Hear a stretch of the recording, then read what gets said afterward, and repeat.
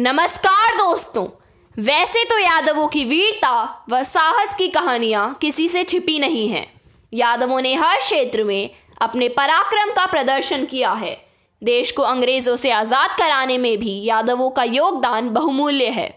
यादवों के खून में ही अपने राष्ट्र के प्रति सम्मान, ईमानदारी और वफादारी है।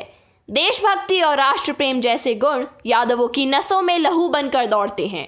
तो इसमें कोई संदेह की बात नहीं है कि यादवों ने अपने राष्ट्र को स्वतंत्र कराने में अपनी जान तक की बाजी लगा दी। आज हम इस वीडियो में एक ऐसे ही व्यक्ति के बारे में बात करेंगे जिसने अपने पराक्रम और साहस से अंग्रेजों को नाको चने चबा दिए। जी हाँ दोस्तों, आज हम इस वीडियो में बात करेंगे महान स्वतंत्रता सेनानी राव तुलाराम अहीर की।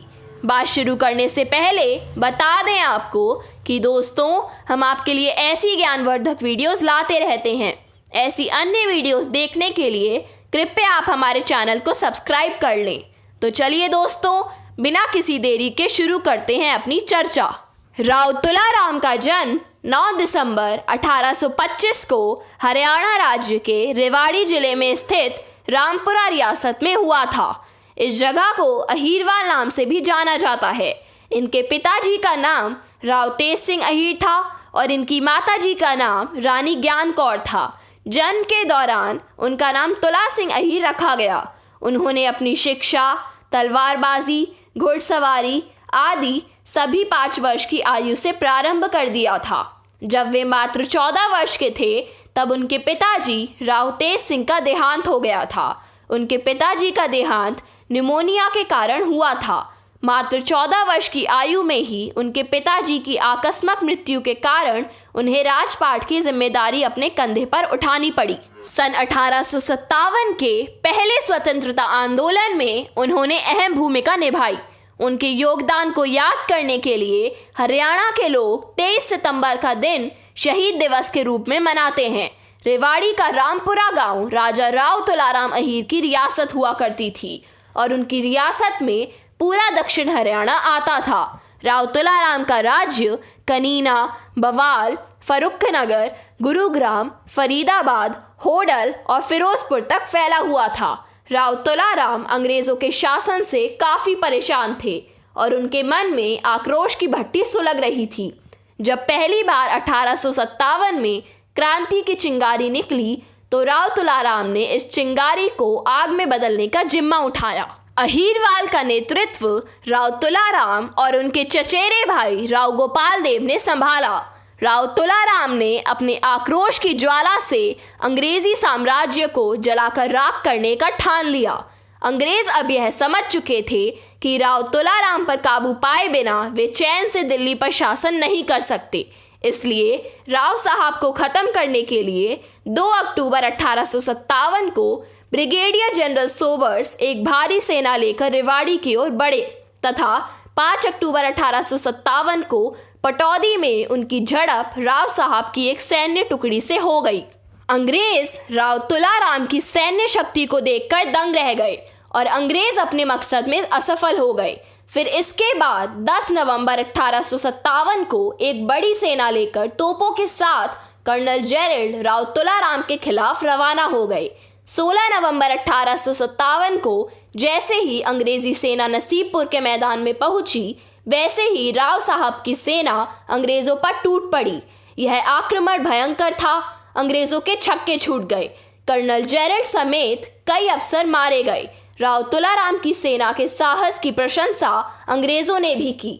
नसीबपुर के युद्ध में हालांकि राव तुलाराम जीत गए, लेकिन युद्ध में वे गंभीर रूप से घायल हो गए और अपना इलाज कराने के लिए राजस्थान चले गए। राजस्थान में ही उन्होंने अंग्रेजों को हराने की रणनीति बनाना शुरू कर दी। राव तुलाराम ने बहुत दिमाग लगाया और फिर उन्होंने सोचा कि अगर अंग्रेजों को जड़ से उखाड़ कर फेंकना है तो उन्हें विशाल सेना की आवश्यकता होगी, जो कि उनके पास नहीं है। तो सैन्य शक्ति इकट्ठा करने के लिए वे अफगानिस्तान चले गए। वे कई शहरों से होते हुए वे काबुल पहुंचे, लेकिन बदकिस्मती यह थी कि उस वक्त काबुल में एक बीमारी फैली हुई थी जिससे राव तुलाराम ग्रसित हो गए। बीमारी इतनी खतरनाक थी कि 23 सितंबर 1863 को उनकी मृत्यु हो गई। फिर काबुल में ही उनका शाही सम्मान के साथ दाह संस्कार कर दिया गया। भारत में ऐसी मिसालें तो बहुत हैं जब आपसी द्वेष और निजी स्वार्थ के कारण देश के राजाओं ने विदेशियों की मदद की हो तथा देश को गुलामी की जंजीरों में जकड़वा दिया हो, लेकिन राव तुलाराम जैसे पराक्रमी, साहसी व वीर योद्धा बहुत कम थे। ऐसे राजा जिसने अपने वतन और मातृभूमि के लिए अपने प्राण तक न्यौछावर कर दिए हों। आज भी राव तुलाराम की वीरता व पराक्रम के किस्से पूरे हरियाणा में चर्चित हैं। रामपुरा गांव में राव तुलाराम के वंशज रहते हैं। केंद्रीय मंत्री राव इंद्रजीत सिंह और उनके 2 भाई राजा राव तुलाराम अहीर के वंशज हैं। उनकी वीरता को याद करते हुए उनके नाम पर रेवाड़ी में कई महत्वपूर्ण स्थानों के नाम रखे गए हैं, जैसे कि रेवाड़ी में राव तुलाराम के नाम पर एक चौक है जिस पर उनकी प्रतिमा भी लगाई गई है। उनके नाम से एक पार्क भी है, एक स्टेडियम भी है और साथ ही दिल्ली में राव तुलाराम के नाम से एक अस्पताल भी है। वर्ष 2001 में उनकी वीरता और साहस को ध्यान में रखते हुए भारतीय डाक ने उनके नाम से टिकट भी जारी किए थे। तो दोस्तों, यह तो बात हो गई महान स्वतंत्रता सेनानी राजा राव तुलाराम अहीर की। ऐसे और भी कई यादव हैं जिन्होंने अपने साहस और पराक्रम से अपने राष्ट्र और अपनी कौम को गौरवान्वित किया है, जिनके बारे में हम अपनी अगली वीडियो में बात करेंगे। हमारी अगली वीडियो देखने के लिए कृपया आप हमारे चैनल को सब्सक्राइब कर लें। तो चलिए दोस्तों, मिलते हैं आपसे अपनी अगली वीडियो में। तब तक के लिए धन्यवाद, शुक्रिया, थैंक यू।